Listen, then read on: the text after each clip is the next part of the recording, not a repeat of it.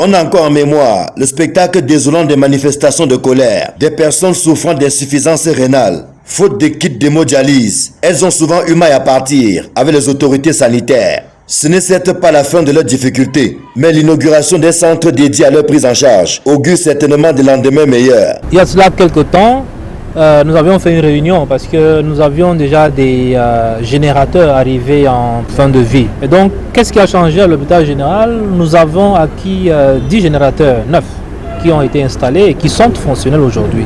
Ça a permis, n'est-ce pas, d'améliorer le service là-bas, de rendre disponible et de renforcer, n'est-ce pas, le service à offrir aux patients souffrant d'insuffisance rénale.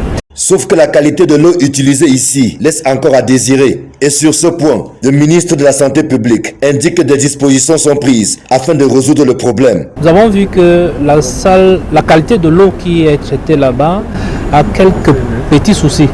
Donc en attendant que nous résolvons cela par des forages, nous avons prescrit que des filtres soient mis en place pour que au moment où l'eau arrive dans le traitement du patient, que ce soit l'eau de bonne qualité et que la qualité de dialyse soit au top niveau.